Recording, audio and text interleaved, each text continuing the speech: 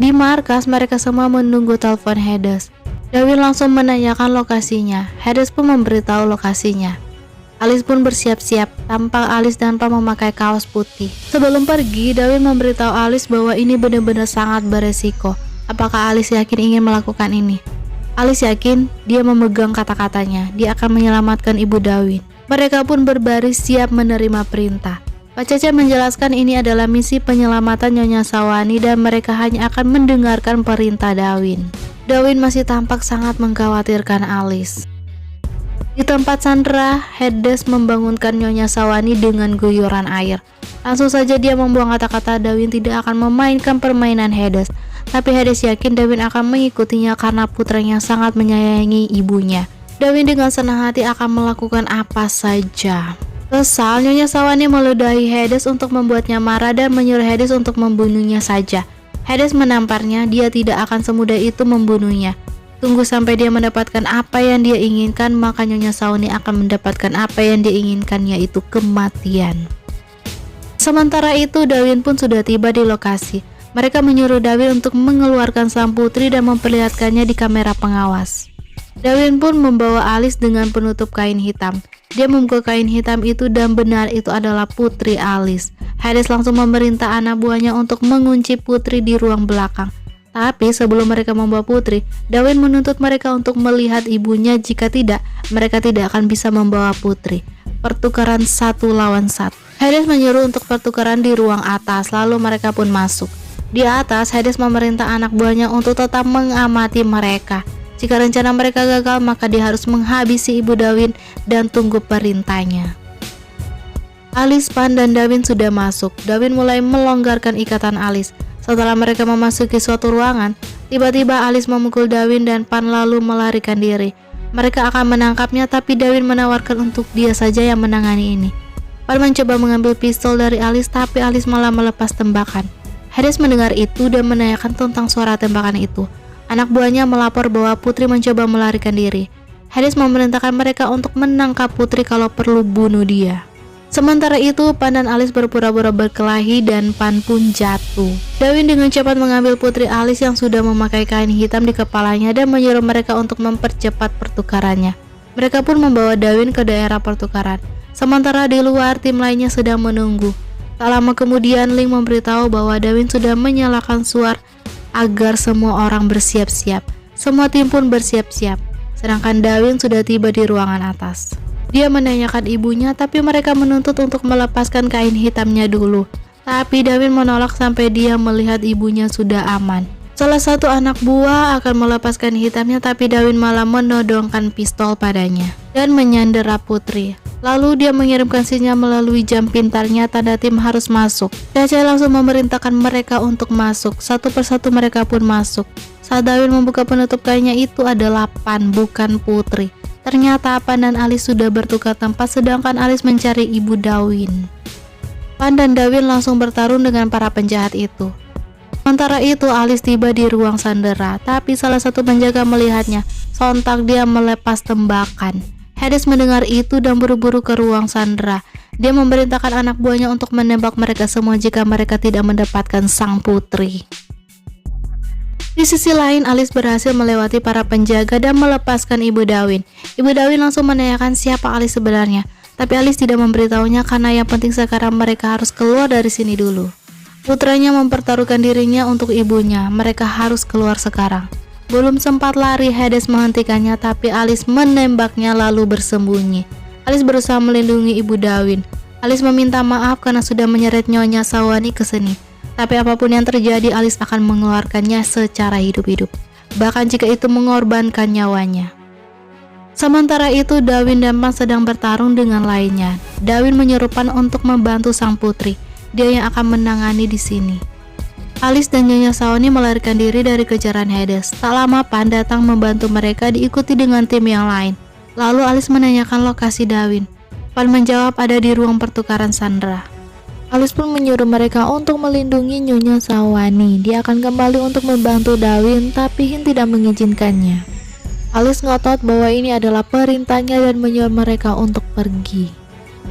Nyonya Sawani heran, kok bisa-bisa ya Alice memerintah begitu. Link melaporkan Sandra aman, tapi VIP datang untuk Dawin. Dawin kaget dan langsung menyusulnya, tapi dihalangi oleh Hades. Dawin dan Hades pun bertarung. Di luar, ibu Dawin sudah aman. Sekarang dia tahu Nari adalah seorang putri, tapi dari negara mana. Cece menolak menjawab, tapi yang harus ibu Dawin tahu bahwa operasi penyelamatan hari ini direncanakan oleh putri. Dia mempertaruhkan hidupnya untuk Nyonya Sawani, dan sekarang dia melakukannya lagi untuk menyelamatkan Dawin. Sementara itu di dalam, Dawin kalah. Hades menodongkan pisaunya sambil mengatakan bahwa menurut mata-matanya hidup Dawin sangat berharga bagi putri. Sekarang dia percaya putri dengan senang hati menempatkan dirinya dalam bahaya untuk menyelamatkan ibu Dawin. Tapi jika Dawin mati, putri pasti akan sangat sedih. Saat Hades akan menarik pelatuknya, Dawin dengan sigap merebut pisaunya dan memitinya sampai jatuh. Mereka berdua pun saling beradu kekuatan. Sampai Dawin melihat Alice. Alice sontak melepas tembakan. Hades membanting Dawin mengambil senjata dan menembaki Alice. Saat Alice akan menembak Hades, Hades duluan menembaknya di dada. Alice jelas jatuh. Melihat itu, Dawin dengan sekuat tenaga memukul Hades sampai mereka jatuh di lantai bawah. Dawin langsung memukul-mukul Hades. Dia bahkan membuka masker Hades dan memukulnya sampai pingsan. Tapi tiba-tiba anak buah Hades melepas tembakan. Tepat saat itu juga Pan dan tim lainnya datang membantu Dawin. Hades sadar dan langsung melarikan diri. Dawin langsung menghampiri Alice. Dia memeluk Alice berusaha menyadarkannya. Alice sadar dengan lemah mengatakan ibu Dawin sudah aman sekarang. Lalu dia pingsan. Dawin panik bukan main. Dawin menyuruh Pan untuk memanggil petugas medis. Sambil memeluk Alice, Dawin protes kenapa mereka mengizinkan Alice masuk. Pan memberitahu putri yang bersikeras masuk agar mereka bisa mengawal Nyonya Sawani. Alice bertekad untuk menyelamatkan Dawin. Lalu Dawin menggendong Alice keluar. Hin mendapat laporan beberapa dari mereka lolos. Komandan Dawin aman, tapi VIP terluka parah. Cacai dan ibu Dawin pun kaget mendengarnya. Ibu Dawin menyaksikan Alice yang didampingi Dawin dibawa ke ambulans. Dawin terus memanggil-manggil Alice sambil memegang tangan Alice. Dawin khawatir menangis melihat keadaan Alice.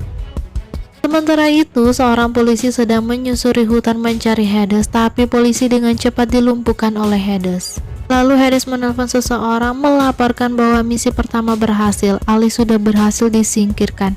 Besok mereka akan melakukan misi kedua. Sementara itu di rumah sakit, dokter dan petugas medis mengoperasi berusaha menyelamatkan sang putri. Dawin di luar sedang harap-harap cemas menunggunya. Bu Dawin memperhatikan kekhawatiran Dawin saat itu. Tak lama kemudian Pak Cece dan tim lainnya datang dan menanyakan kabar putri Alice. Dawin tidak tahu. Pan menyalahkan dirinya karena sudah membiarkan putri kembali menyelamatkan Dawin. Dawin juga menyalahkan dirinya, tapi Cece menyuruh mereka untuk menunggu hasilnya dulu sebelum saling menyalahkan diri mereka. Tak lama kemudian dokter keluar memberitahu putri sudah aman. Untung saja dia memakai medali ini. Itu menangkis peluru hingga tidak mengenai organ vitalnya. Lalu dokter permisi masuk. Pak Cece memberikannya pada Dawin karena itu adalah medali milik Dawin yang diberikan Alice padanya. Dawin tidak menyangka Alice memakai ini. Setelah itu Pak Cece memerintah Link dan Hin untuk berjaga malam ini. Kan berpatroli di rumah sakit, sedangkan di dalam Dawin terus berbicara pada Alice yang belum sadar. Dawin mempertanyakan kenapa Alice melakukan ini padahal Alice harus kembali ke negaranya. Dawin yang seharusnya melindungi Alice dan tentang apa yang terjadi pada ayahnya itu hanya bagian dari tugasnya. Mereka adalah keluarga prajurit. Untuk memberikan hidup mereka untuk orang-orang yang dicintai rakyatnya adalah kehormatan yang paling mulia bagi mereka. Dawin percaya ibunya suatu hari nanti akan mengerti. Di sisi lain, Mona sedang merawat Andre. Jika ada sesuatu, dokter ada di hotel, jadi Andre bisa langsung memberitahu dokter di hotel. Lalu Mona menyuruh Alon untuk mengemasi barang-barangnya karena Mona sudah meminta pemerintah mengatur penerbangan pulang untuk besok, dan mereka sudah melakukan persiapan. Yang perlu Alan lakukan adalah menghadiri upacara penobatan, tapi Alan menolaknya. Dia akan tinggal di sini bersama ayahnya. Mona memaksa Alan untuk berkemah. Sambil menatap ayahnya, Alan pun menuruti ibunya Mona. Di rumah sakit, Alice bermimpi buruk. Kali ini dia bermimpi Alan dikejar-kejar seseorang dan berusaha membunuhnya. Mimpi itu sontak membuat jeritan sehingga Dawin dan Pan masuk. Dawin memerintah Pan untuk memberitahu Cacai putri sudah bangun. Dawin menenangkan Alice. Alice langsung menanyakan kabar Alan, tapi Dawin meminta Alice untuk mengkhawatirkan dirinya sendiri dulu. Alice memberitahu dia baik-baik saja sekarang. Dia telah memenuhi janjinya untuk menyelamatkan ibunya Dawin. Dawin jangan merasa bersalah. Kemudian Dawin meminta maaf dan mengejuk kepala Alice. Alice pun memeluk Dawin.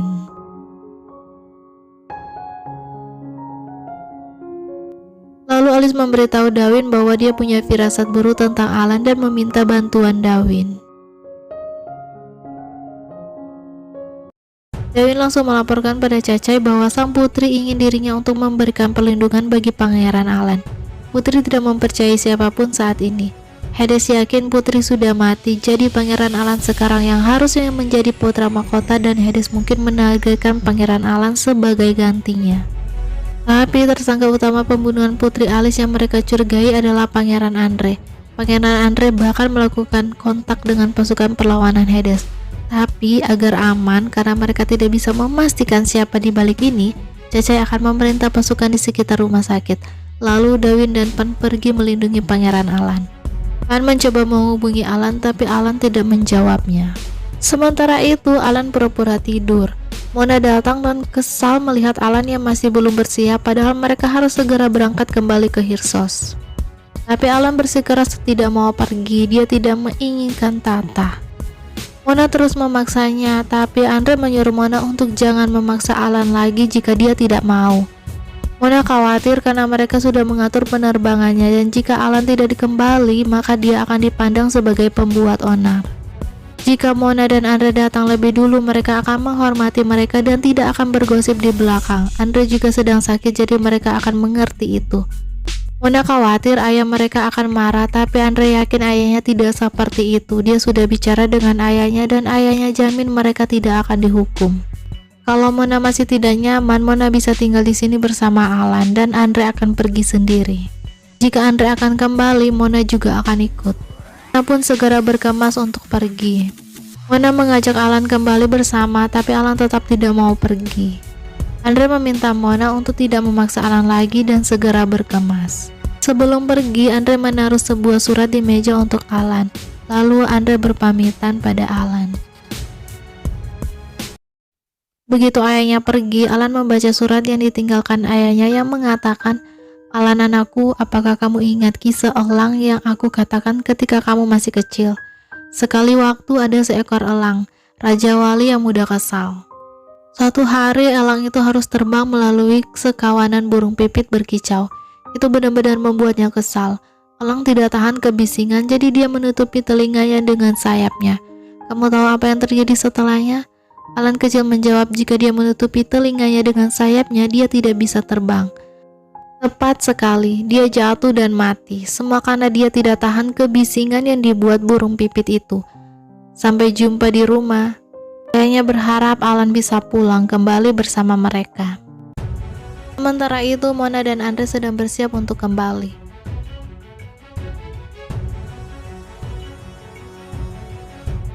Alan pun memutuskan akan kembali bersama ayah dan ibunya. Tepat saat itu juga, Pan menelpon khawatir menanyakan kabar Alan, apa ada yang mencurigakan. Alan baik-baik saja dan dia ingin bertemu Pan karena mungkin mereka tidak akan bertemu lagi. Pan memberitahu dia sedang dalam perjalanan untuk mengawal Alan. Alan mencari ayah dan ibunya yang sudah pergi. Dia pun cepat-cepat menyusulnya, tapi Andre dan Mona sudah dalam perjalanan. Alan menelpon ibunya. Mona senang karena Alan mungkin berubah pikiran untuk ikut bersama mereka. Saat Mona mengangkatnya, Alan hendak meminta ibunya untuk kembali menjemputnya, tapi tiba-tiba terdengar suara ledakan dan bersambung. Kita lanjut di part selanjutnya ya. Bye-bye.